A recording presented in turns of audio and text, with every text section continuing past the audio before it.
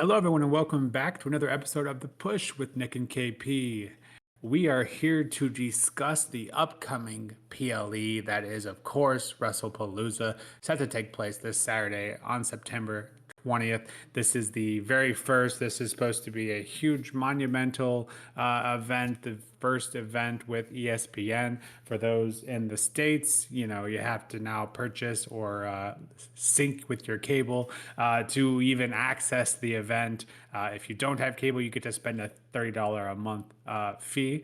So, yeah, Triple H has basically stated that they want this to be a Big Four level event. Yeah, so we'll get into each match, kind of discuss it, how we think it will play out, and kind of our overall thoughts on this PLE as it's presented to us. As of now, only features 5 matches. So with that, let's get into the very first match. As always, these are put in, I think, an order that could take place, but obviously in the grand scheme of things doesn't matter much. I think this card has a lot of matches that could potentially be beginning and ending and in between. I think you could make an argument for. So interesting topic in itself, but we will kick off things with that undisputed WWE Championship that has Cody Rhodes defending up against Drew McIntyre. KP, any chance Cody Rhodes loses his title already, or is this leading to bigger and better things, perhaps? Well, in the grand vision of things in my head, ideally, I do have Drew McIntyre walking into WrestleMania as the WWE champion. So naturally, in my head, I was thinking, oh, Drew's going to beat Cody at some point. But because of this, the way the build's gone, obviously with Cody being attacked by Drew, what about just over a month ago now, and with Cody taking some time off, obviously for reasons of him and his wife having a baby, and then coming back literally as recently as last week.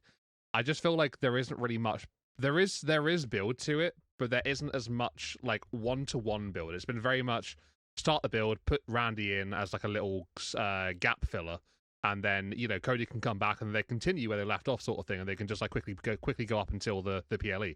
I think because this also is Cody's first defense since picking up the title at SummerSlam, which feels like ages ago now.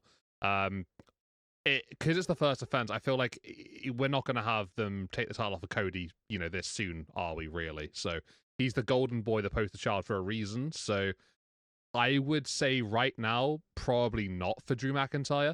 If we run this back in maybe a month or two, maybe my thoughts are different. But I think right now, based on how things are going, the landscape, how things have been, I would go for a Cody Rhodes victory in this match, and he holds on to his championship.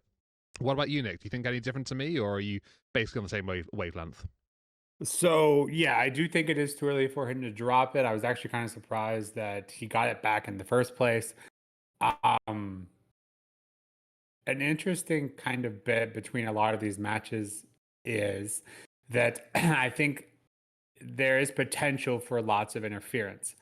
Of course, this match has Randy Orton, who was he a Phil Gap, or is he going to kind of take his place in this rivalry as well? I think obviously just having gotten beaten by Drew, Randy's definitely not one to kind of let that slide. And I think could potentially obviously has a lot of beef with Drew lately, even before that he was kind of put in as a Phil Gap or whatever you want to call it. So I think Randy could come into play here, and I think that's probably the perfect way.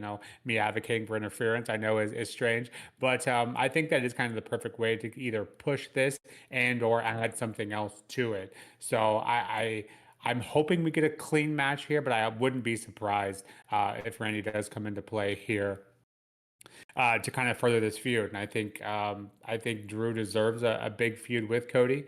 I'm hoping this is kind of similar to what we've seen Cody do in the past, like a best of three kind of thing. I'm kind of hoping that's what this is building to. And as you mentioned, would love to see the title on Drew. Massively underrated and has gotten kind of a shit draw when it comes to title runs. I think that's fair to say. But yeah, would love to see Drew grab the title from Cody, but I want to see this feud kind of go out and give us lots of matches essentially, and much better build as well, as you kind of alluded to. He was gone and then he came back and said, "Let's do it." Here we are. So yeah, I do think Cody will hold on to this one, just because I think this rivalry has a ton of steam left in it. With that, let's move on to the next match, which is a tag match featuring the reunited Jimmy and Jey Uso going up against the Brons, the Bronsons, whatever you want to call them, Braun Squad of the Vision. This one's tough for me. KP, can you draw a clear picture here on who is set to win? I think when putting these two teams together for like, if you literally just put them on paper with nothing else going on, I'd probably 9 times out of 10 go with the Usos to win this matchup. But because of everything that's going on recently with Jey and LA Knight especially, I feel like he's going to be such a massive part of going into this. And he clearly doesn't like Jey. There's clearly still things that are that are up in the air, and he blames him for not being the world champion and all this kind of stuff. So naturally, he does hate the Vision, and I get that. But I'm convinced by how LA Knight's acted recently that he's got more beef with Jey than he does with the Vision at the moment. To be fair, like I feel like there's a much more personal thing going on there between the two of them. And there's a lot of intrigue there between both characters. We've sort of discussed the dynamic between both of them, teetering, maybe going towards a slightly more heelish side of things. Whether that's actually happening or not, we don't know yet. But it seems to be sort of like being teased bits here and there. And I think what way to turn one of these two guys here, and obviously with Jey being in the match, that's difficult. But LA Knight not being in the match, he could play interference here and do something like that for sure. I'm not saying that will happen. I'm saying that's just a theory I have, possibility that could take place. I'm going to go, because of the skepticism, because of with LA Knight, I'm going to go with Bronson Reed and Bron Breakker to win. I think the Vision will take this one. But yeah, I think it could go either way, to be fair. Maybe even something happens with LA Knight after the match. I don't know. But yeah, I'm going to go with Reed and Breakker. I think it makes most sense to me right now. Where's your head at, Nick? So yeah, if I were to go with my gut, you're forcing me to make a decision right now. Obviously, I think Breaker and Reed are the easy decision here, but I think there are possibilities. Obviously, very likely LA Knight to come into play, as you mentioned, but also, a lot less likely. But I think Roman could maybe show up too here as well. Obviously, this being the first ESPN WWE PLE, they're going to want to bring out these big guns, and what better person to bring out than Roman Reigns to kind of get some revenge? I think that's possible. Probably not super likely, because they're probably still selling that injury to him. Another aspect that kind of weighs in here, obviously, is Bronson and Bron. Are obviously been booked very strong. Do we want them to lose on this huge PLE? Probably not. But on the other side of that same coin, having the reunited Usos, who are could desperately help fill in the gap of that is the Raw Tag Division on the men's side. Comparatively speaking, much worse than that of SmackDown's. They could play a big role in that, obviously, as well. Having them lose here wouldn't be the end of the world, obviously, but I think wouldn't be a great start either. And with the kind of Jey heel turn kind of, teasing, I think that's very much way down the road, as WWE tends to draw those things out as long as possible for the most part. So I think there's definitely a case could be made for both. I think it would make more sense to have the Usos win and kind of, like I said, build them up for a legitimate competitor. Especially if there is interference that ends up costing Breaker and Reed. I don't think it's that big of a deal. So I'm definitely on the fence on this one. I am going to go with Breaker and Reed, though, just because I think in the big picture, their kind of push is more important than that of the Usos. So that's kind of where my head's at on that one. With that, let's move on to the next match, which has Io Sky going up against Stephanie Vaquer in what I think could easily be match of the night. They have some lofty expectations for this one. I think most of us do. So KP, does this title match for the vacant Women's World Championship, does this title match live up to these expectations a lot of us are drawing out? And who do you have taking it? I mean, I'm pretty certain it's going to, right? We've waited how long now for Stephanie Vaquer to have this Women's World Championship matchup that she was obviously deserved back at Clash in Paris. Things happened with Naomi, but obviously, congratulations to her, and things got a little bit derailed, and time's gone on a little bit more, and we had that sort of contract sign that didn't happen, and there's been a whole lot of little bits here and there which have just sort of like been, I guess, hurdles in the way of all of this. And then you've got on the other side, you've got Io Sky, who's dealing with her own issues at the moment with Asuka, who has been very sort of, I don't know, weird around Io. Asuka's getting very defensive and is acting very territorial, perhaps, maybe over the situation. So I feel like for me in this one, you put these two in the ring, it's gonna be a barnstormer. It's gonna be incredible. It's gonna be fantastic. But we've seen this match twice before, and it's always had an ending which has meant that somebody's got involved. Somebody's, cost somebody or, attacked someone, interfered, no contest, whatever. I feel like if anyone's going to do that, it's only going to be Asuka. But I can't see why Asuka would do that unless she's turning heel. Is Asuka going to turn heel? I don't know. I don't really know if that's going to take place. But regardless of the fact, let's just talk about the match here. Stephanie against Io, who I think is going to win. Honestly, put the strap on Stephanie. I think this is a great way to establish somebody who's already over as hell with the fans. She clearly is extremely, extremely talented. Also, we've seen her on NXT. And I think what way to bring someone up and to just shove her into the limelight and just let her run with it than just to win the world title, an opportunity that she deserved. She earned, way back now. I feel like this is there for her. It's literally just catered around Stephanie. Io's been put into this because the situation has been right. She was a former world champion before Naomi. Can you say she deserved to be in it? I'm not entirely certain you can say the same thing. Yes, she's got the pedigree, the pedigree, and the credentials of being in the match. But to actually earn her spot into it, she was handed it, and that's why I think it's going to be Stephanie, because she's earned the opportunity. So I'm going to go with that. It's a gut feeling. Maybe we see a little bit of Asuka, perhaps. I don't know. That could help even Stephanie as well. I don't know. But yeah, I'm going to go with Vaquer. What about you, Nick? It's a hard one, this one. Difficult, right? Yeah, I don't think there's a bad winner here. I think there's just a winner that makes more sense. And, you obviously mentioned Asuka, and this is very much kind of similar to my J logic. I don't think Asuka is going to just come here, turn heel, and cost Io the match. I think that's very quick and just, again, not typically WWE style. So I don't think that's going to happen. I think she could very well come into play. Obviously, Io kind of saying, I want to do this on my own. So Asuka thinking that she knows better, probably, very likely, I think, could come into play and do the opposite of what she asked, furthering that storyline. And further to that, kind of more of my logic of who I think is going to win. Io winning here, obviously, I would love that. If she does end up going up against Asuka, Asuka and Io is a dream match, going for a title. Even better. But on the opposite side of that, having Vaquer not win the title here, what does she do after? Whereas if Io loses here, especially if because of Asuka, you have plenty to go on there, especially with Kyrie in the mix there as well. You have plenty to go on, months of story there, easy.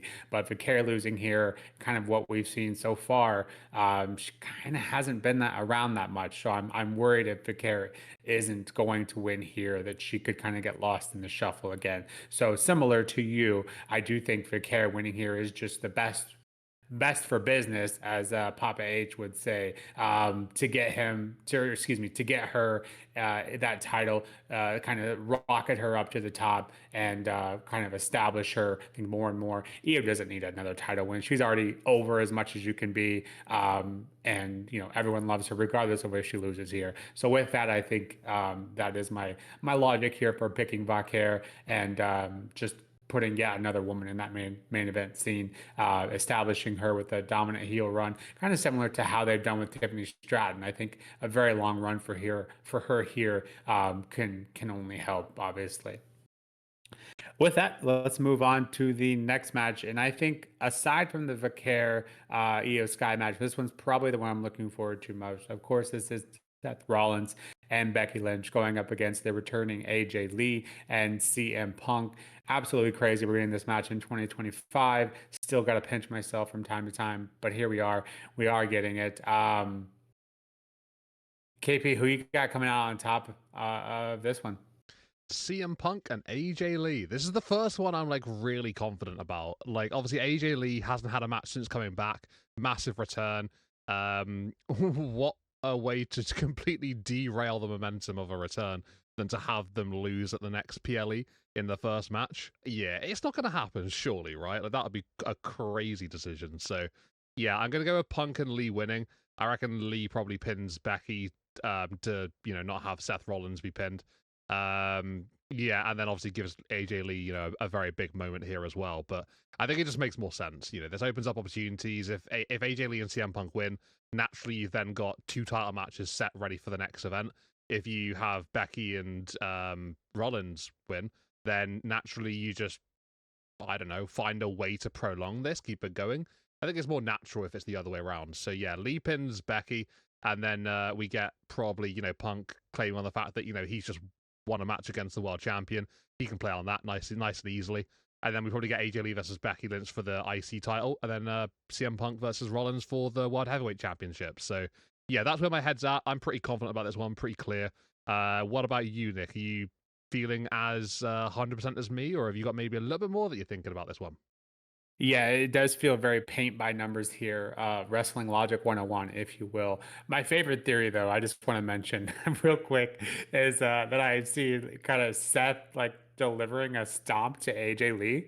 Um, it's absolutely wild, but the logic is there, and that obviously that would raise somehow this. And if anyone's going to do it, apparently Punk and Rollins are like best friends now backstage, real life, all that sort of thing. If you like that sort of thing, but so if anyone were able to ever get away with that, I think it would be this occasion. But for Rollins to kind of get a stomp on Lee and then continue that hatred for Punk and Rollins on screen, that would be interesting. And that I always like to see those extreme scenarios. Like at WrestleMania, I thought how great would it be to see Gunther kind of just smash Jay and ruin that run in a similar light. It's obviously very extreme and very unlikely to happen, but it did get my wheels turning a bit. But with that, back to reality. This isn't fantasy booking. I think, yeah, Punk and Lee winning here obviously projects them right to the title scene. AJ Lee and Becky Lynch for the women's IC title would be great. Especially, I think if you get Lee to deliver that Black Widow here to make Lynch tap, I think that could be great. Make her look weak a bit here, or at least Lee could call her a bit weak. I think that's a great angle. And then Punk obviously getting the win, so having the right, even though he hasn't, kind of in the past, but giving him that official win over Rollins. Rollins could obviously play that off. Well, you didn't win; it was your wife, and especially because Punk's always saying that Lynch is the man in the family, so you could definitely kind of turn that on its head with that angle as well. But yeah, I think this should be a great match though, and with Rollins and Lynch kind of standing tall on the go home show, if you believe in that sort of thing too. I think it is, yeah, probably my most confident pick here as well. I think Punk and AJ Lee to win. I'm curious, a lot of eyes will be on AJ Lee to see how she looks. I think best to have her in a tag match for her first match back. But yeah, really looking forward to this one. With that, we head into the main event, which will continue John Cena's farewell tour, continuing that here with his WrestlePalooza match. KP, let's talk about it like this. Is there any chance that John Cena loses here so close? I think he has 5 appearances left. It's either 5 or 6, I think. Correct me if I'm wrong. But any chance John Cena loses this close to the end? So yeah, after WrestlePalooza, after this matchup, it's going to be 5 more appearances for John Cena, which is going to be sad. I'm not ready for it to end, but I guess reality, is setting in, and time is an SOB. But yeah, alas, I mean, this is opportunity for Cena to go 100 PLE matches won throughout his career, which obviously is a huge milestone. I can see it happening. I definitely can. I can also see it not happening. It's a very difficult one to call this because there hasn't really been much of a build to it either. It's been just been little bits here and there. So yeah, there isn't really a lot to really discuss. So it's a challenging one. I think if I had to pick, if I was forced down into a decision, from where we are right now, I'd probably say that he wins this match. Like, I'm not entirely confident about it, but I think it just makes more sense. He's had some very torrid experiences against his opponent in the past, and more recently it's been pretty bad from Cena's perspective, and it's been way more in favor of the other guy. So I just think, personally speaking, here, 100th PLE win over someone like that who's obviously caused him a lot of problems in the past. I think it would be quite a big moment. But then again, you look at afterwards, you look at going on to probably what's going to be next. Probably maybe Survivor Series if he doesn't have one before then. Or I don't know, that could be the 100th. That would be a huge moment as well. But yeah, I don't know. I'm going to go with the win for Cena here. I just think it makes more sense. I think it's a big moment. 100th PLE victory.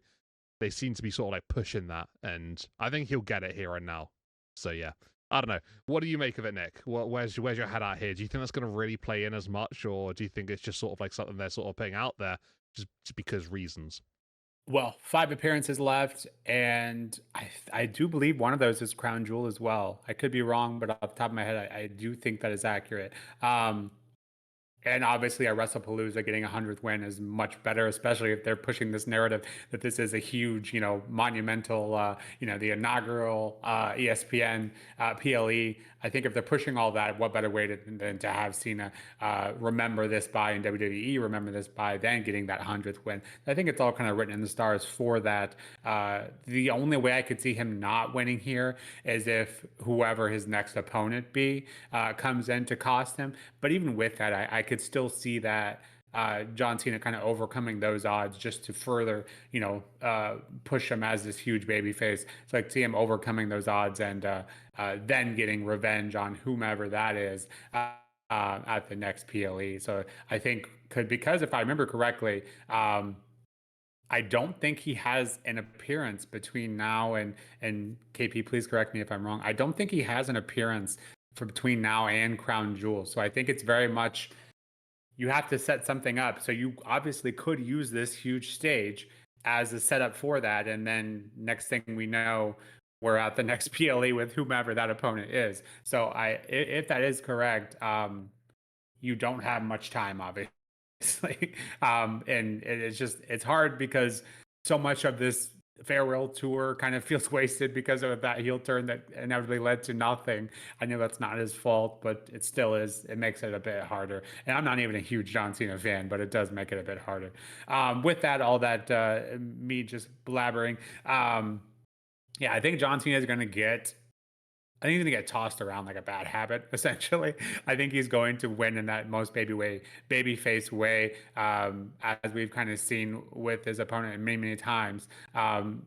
He's going to get beat up quite a bit, but I think he is going to come out on top. And so, yeah, with that, I don't see him losing again unless it's in his final match. I could very well see him losing his final match to kind of push whoever that ends up being. I could definitely see that happening.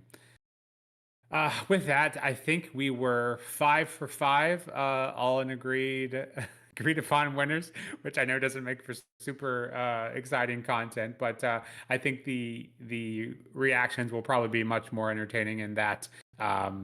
We'll see if our theories were right. And I have a hard time believing it's going to be so cut and dry, especially with how big they are pushing this PLE. So if this is going to be up there with the big four, then I think they have to really pull out some big stops. So with that, WrestlePalooza predictions, KP, let us know either what match you're looking forward to most, and then let us know kind of how you're feeling about the card overall. I think we've kind of talked about that a lot off air, but let us know what you're thinking in big picture. Well, first and foremost, 2 matches I'm definitely most looking forward to are Stephanie, Io, and the mixed tag team matchup, Seth and Becky versus AJ and Punk. I think I'm most looking forward to the women's world title match out of those 2 personally. But I think, yeah, those 2 are, for me, the standout matches of the show. I mean, I am a bigger Drew fan as you can possibly find.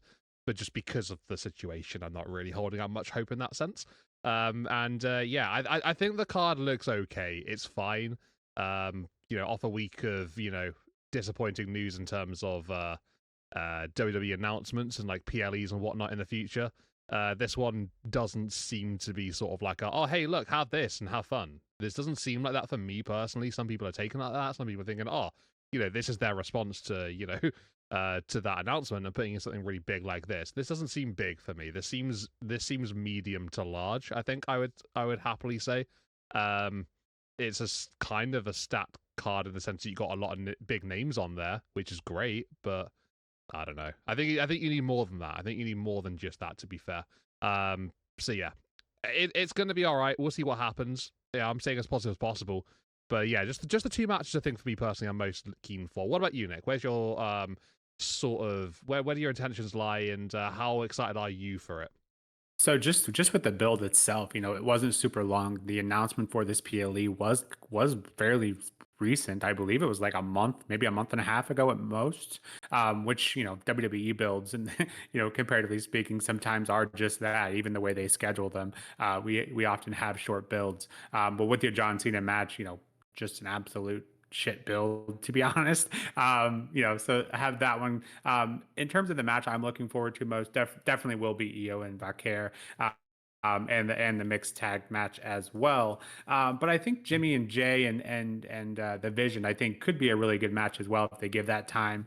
Hopefully, don't draw in too much interference. And yeah, I think Drew and Cody, especially if we leave out the interference from Randy, I think that one could be a really good match. Obviously, two very consistent performers in Cody and Drew. I think obviously I'm a Cody fan more so than you, but we both love Drew, so I think that match could end up delivering as well. So honestly, I don't know why I'm just having these kind of low expectations going into it. Maybe it's just to avoid disappointment, but I think it's just to kind of counter that narrative that WWE keeps pushing that this is going to be such a huge event. And on paper, it looks good, but Big Four worthy. I don't quite think so with only 5 matches. Granted, we could get one more on SmackDown, but even still, I have a hard time believing it's going to change the narrative, at least from our point of view. That much. So that's kind of where my head's at. But I went into Clash in Paris with pretty low expectations, and I came out liking it,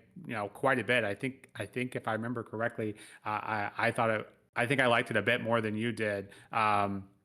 So I think that's just the safe approach here, at least from my point of view, to go in here expecting, big and these huge things and walk away disappointed. So walking in low expectations, anything we get better than, I'm all for. So yeah, with that, Wrestlepalooza predictions, and we'll obviously be back shortly with our SmackDown recap and Wrestlepalooza reactions this weekend. And we are also continuing to work on that WrestleMania project that we've been talking about.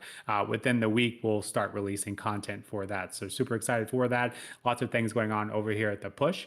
Let us know your predictions down below if we've got anything wrong or you have any theories that we've possibly missed. We'd love to hear from you on those as well. And as always, please don't forget to hit that like and subscribe button. That helps us tremendously. And until next time, this has been The Push with Nick and KP. We'll see you soon. Take care.